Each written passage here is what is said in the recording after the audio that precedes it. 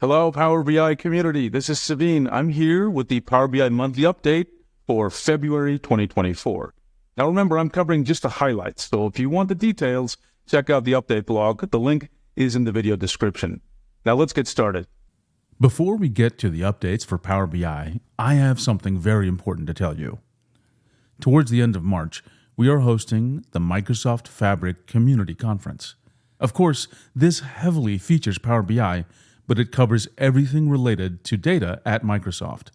Seriously, don't miss out on this event. You'll get to meet the teams that are building all the Microsoft data and AI products. And you'll have a chance to talk to companies and partners who are driving so much innovation in this space. The conference has 150 sessions with super deep coverage of Power BI, Fabric, Azure AI, databases, and Purview.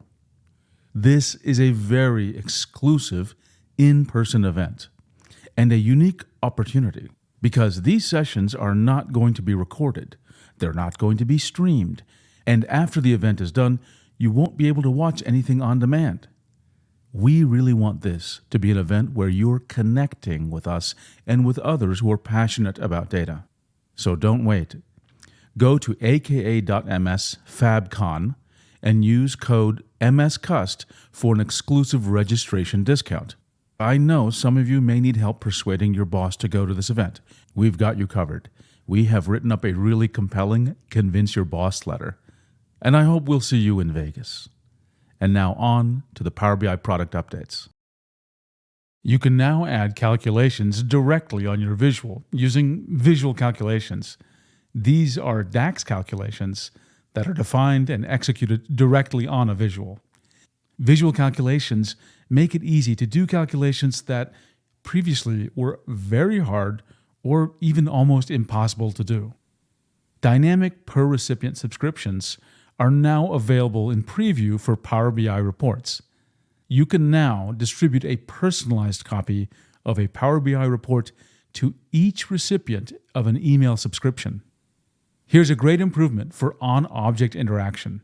Previously, when multi-selecting across different visual types, the format pane did not support any options to let you format the visuals. But now, when you multi-select different visual types, we've added formatting support for container formatting. For example, changing the size, background color, adding a shadow, or turning on and off titles in bulk. In Power BI Desktop, the Power BI Home has been redesigned. It now provides a centralized location for all your Power BI activities within the desktop app. Starting this month, the way you write calculations in Power BI is going to change. Introducing visual calculations in preview now. A visual calculation is a DAX calculation that's defined and executed directly on a visual. They make it easier to create calculations that were previously hard to write, leading to simpler DAX, easier maintenance, and better performance.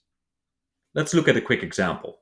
Here's a visual that shows sales amount and total product cost by fiscal year. And let's say I want to add a running sum for profit. Previously, I would have to write complex DAX to make this work, but with visual calculations, this is incredibly easy. However, profit is nowhere to be found yet, so I first need to calculate it. All I have to do is select the visual and select New Calculation, and this opens the Visual Calculations edit mode. And here I can simply calculate profit by doing basic subtraction of sales amount minus total product cost. Now let's add that running sum. To do that, I can select the running sum template and instruct it to do a running sum over profit. Notice that the DAX expression is very easy. It's calling a new function called running sum with a parameter of profit. Let's add this and check the results.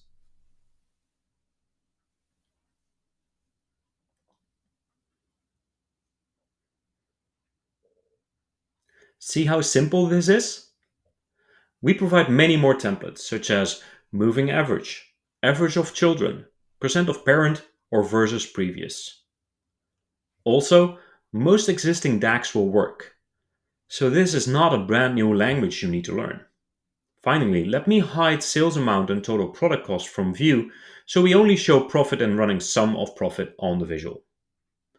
Visual calculations have extra tricks up their sleeves. For example, since they are defined directly on a visual, they are aware of the structure of the visual they are on. They can refer to the axes of the visual for maximum flexibility. In summary, visual calculations make it easy to add calculations that were very hard to write. I'm excited for you to try this out, so please enable the preview today and let us know what you think. Hey guys, today I'm really excited to give you a demo of dynamic subscriptions for Power BI reports, which we just released in preview. This gives you the ability to create dynamic emails for each of your recipients. If you're familiar with SSRS, you might know this as data-driven subscription. I'm starting with my regional sales report. This report shows sales overview and opportunities for my sales organization. Now for this demo, what I want to do is to send each of my sales personnel an email with their own view of this report. To achieve this, I'll create a new email subscription. And we can see a difference here. We can now create a dynamic per recipient. The first step in the dynamic per recipient subscription is to find the data set that contains both the email and the filtering data that I want to send to. In this case, I'm selecting the regional sales report, which is the same data set used by this report. Now I can select my recipients and the filters that will select their custom view of the data. My salesperson table has the email address and the name. In this case, I don't want all of them to receive an email, so I'm also selecting weeks open, which tells me how long this opportunity was open. And I want to select just the ones that are open for greater than, let's say, 22 days. This gives me a subset of the data. Now, to explain what will happen, each row generated in this view will result in one email with a custom view to each of the recipients. Now we can enter the details of the subscriptions. The first thing that I want to do is to map the recipients. In this case, the recipients come from the field I selected in the previous view, email address. I can also customize the subject to come from a dataset. In this case, I'll map this to the salesperson name, just so we can easily distinguish the emails. I can set different properties, for example, which is the page that I'll get a preview from. In this case, I'll disable the link to the report, and my attachment will be in PDF. Now in this page, I can map the data that will customize each of the views. The first option indicates if I want the current static selections that I made in my report, like filters, highlights, and slicers, to be included or not. In this case, I will say that I do want this custom view.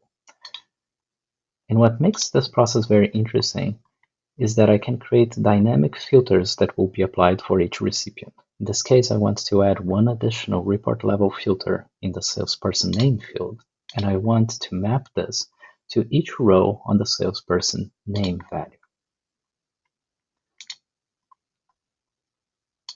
This defines the schedule just like as standard subscriptions, and in this case, I'll set it disabled just for the purpose of this demo.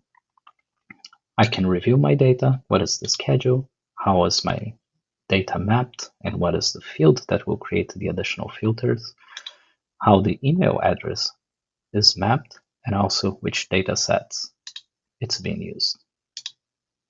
Everything looks good, so let's keep going. Data-driven subscriptions are represented with a link icon, indicated that they are connected to a semantic model. Now, let's fire the subscription.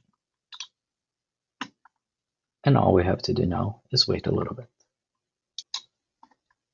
Now I switch to the inbox, where we can see where the subscriptions were received. Each email here represents one of the email subscriptions that were processed with different views. We can see what is the email that it was sent to, and also how it was filtered specifically to each user. So all the data is sent with the context that is relevant to this recipient.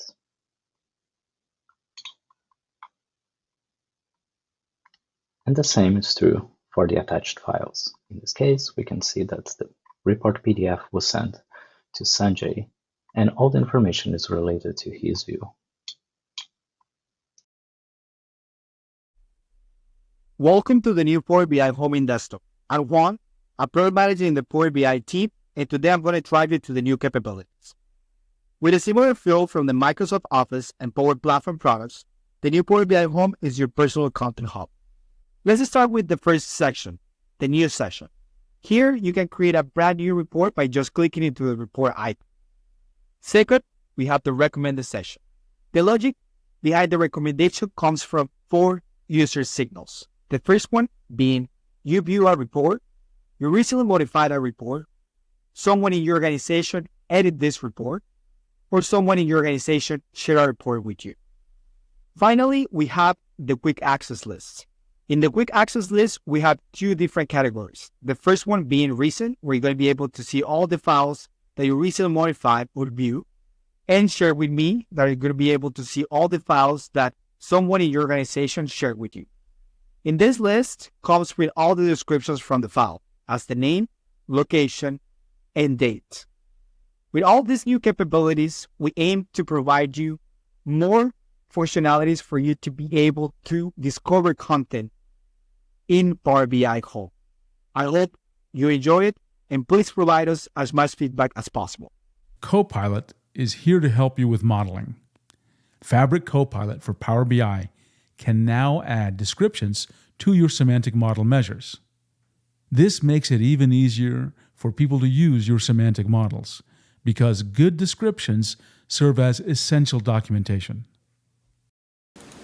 When creating a report in Power BI, you can hover over the measures in the data pane and see the name and description of each measure. This gives model authors indications on what this measure does and how to use them in the visuals of the report. Model authors can create these descriptions on measures by going to the model view and clicking on one of the measures. Then in the properties pane, you have a description box. And now we are introducing a way to create these descriptions with Copilot. So a key documentation task is now at a click of a button, and you can see that Copilot will look at the DAX formula and look at the name and generate a description. You can go ahead and click Keep It to keep this description, and it'll be added to that description box in the Properties pane. To add these to other measures, you would click on the measure, and then in the Properties pane of that measure, click on the Create with Copilot button. You can also discard if you've gone ahead and created one you don't want to add it there, and you can always re-enter and then add the description from Copilot. So even for long DAX expressions, such as the one from the quick measures, you can go ahead and concatenate some values, and it'll create a description based off of what it sees in the DAX formula. So as you go one by one, it gives you an opportunity to review what Copilot has generated. You can also copy what was there before or what Copilot has generated from that dialogue. And here you can go ahead and see, even for like a comparative measure such as a year-over-year change, Copilot sees that that is a comparative measure and set in the description. Now finally, you can always edit whatever Copilot generates and puts in the description box, just like you can with any description on any measure in your model. So now what happens when you've already created a description and then you've gone ahead and made a change to that DAX expression? Once you're happy with your change to DAX expression, just click the button again and Copilot will generate a new description based on the updated DAX formula. You can go ahead and keep it just like before and even edit it once it comes back and is in the description box.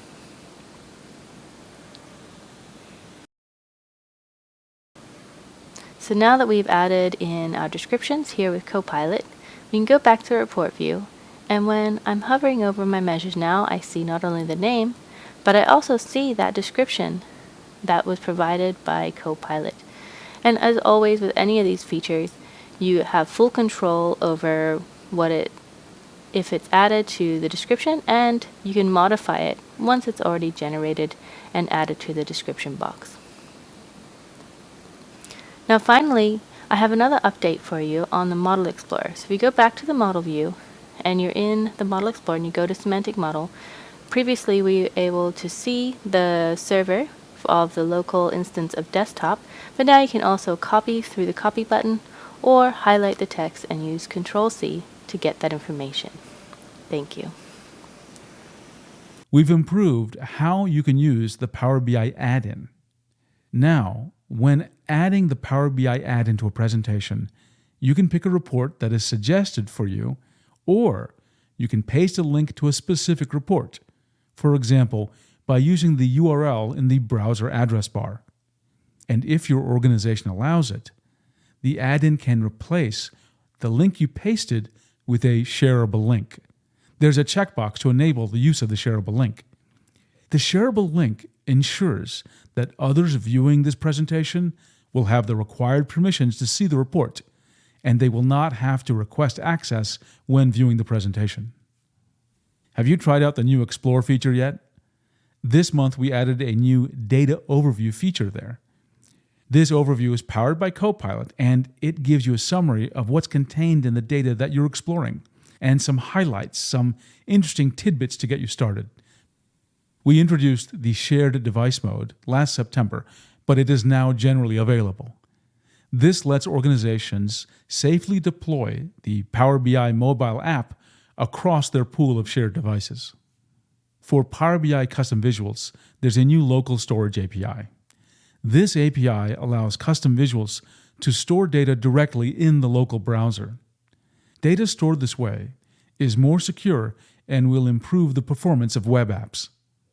The February release also introduces support for the new on-object interaction. This enhancement allows users to build and customize visuals directly on the visual in Power BI desktop. So, for example, this lets you add a field or change a visualization type or format text.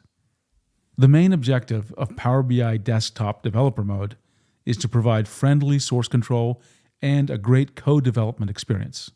Keeping that in mind, you can now save your Power BI project files using Tabular Model Definition Language, TMDL format. TMDL is easily readable and editable in any text editor.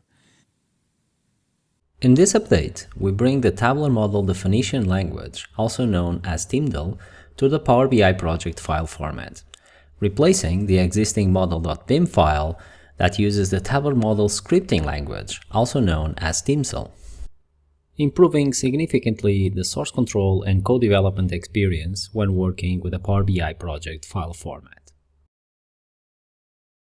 You start by enabling the Preview feature, store semantic model using TMDL format, and restart desktop.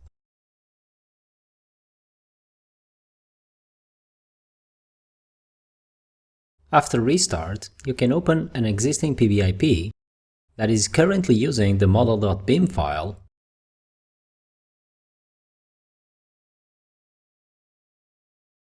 and because you have the TMDL preview feature enabled, when you save, desktop will prompt you asking if you want to upgrade into TMDL. And if you click upgrade, the model.bim file is replaced by the definition folder using the TMDL format.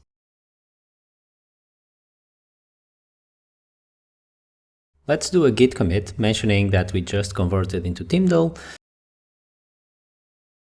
And let's make a change to the semantic model using desktop by doing an uppercase text to the English product name column of the product table. After the data refresh, if I save and go back to VS Code, I'll see a much better git diff comparing to the TMSL version. Not only I get the diff on the product table TMDL file, but I can also easily understand the change in a clear Power Query text without any escaping character. Let's also do a git commit.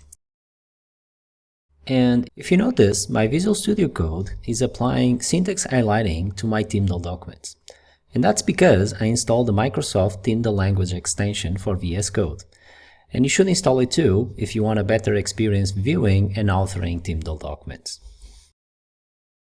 And now it's time to sync these changes to my Azure DevOps repo.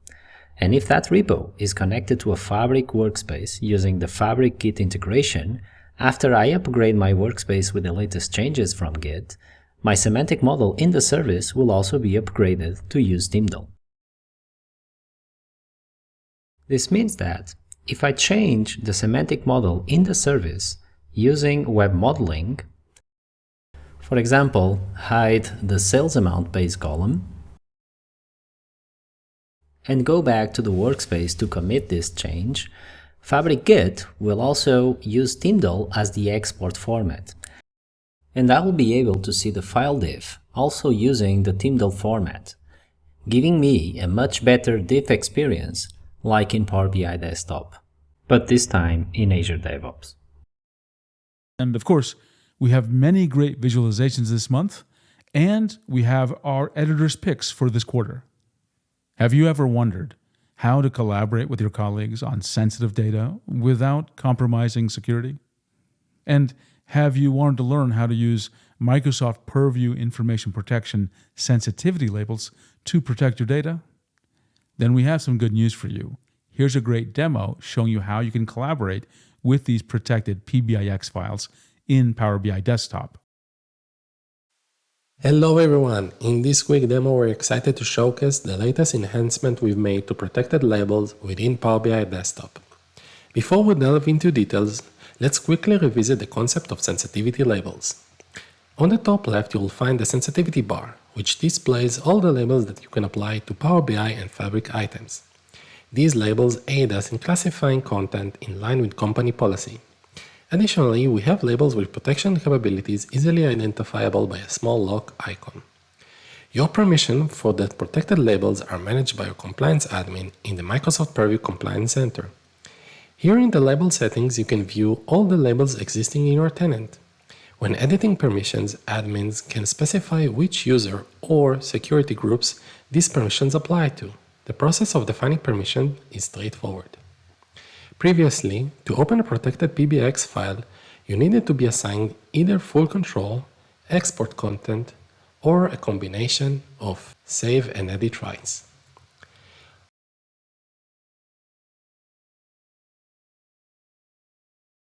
Our new feature allows users with a combination of edit content, save, copy and extract, and allow macros to open a protected PBIX file, albeit with certain limitations to ensure compliance. These permissions can also be found in the commonly assigned co-author permission preset. Return to a report in Power BI, notice that the protected label has been applied by your colleague. If you lack the necessary permissions to edit the label and attempt to download the report to use Power BI Desktop, you will be restricted according to the protected labels enforcement in Power BI today. To enable more users to open a protected PBIX according to the permission assigned by the compliance admin, the Fabric admin first needs to enable our feature in the information protection section. Then, when you open the Power BI Desktop, go to Preview Feature menu and enable it accordingly. Now, when we'll try to download again, we will able to open the protected PBIX, but with several limitations. We can't edit the sensitivity label or export to unsupported formats such as CSV, and are only allowed to republish to the original workspace. This is to maintain compliance with Power BI permissions. Thank you for your time, and we hope you find this demo informative. Each month, we highlight a community member that's making a positive impact in our community. Meet Andrei Kadyrov. He's a newly awarded MVP, a super user, and as you can see, he has been very active in the community. Some fun facts about Andrei. He's an explorer at heart and has visited 38 countries. He's really active, riding motorbikes, playing volleyball, and even doing drone videography. The things that he is interested in balance physical activity and creative expression to complement his passion for data analysis. It's great getting to know you, Andrei, and thank you for being part of our community. That's all for this month. Please visit our Power BI community forums at aka.ms/Power BI community. It is the best place for you to get connected and to get answers to your questions. And please, let us know how we could do better. We are listening. Like, comment, and subscribe. And thanks for watching.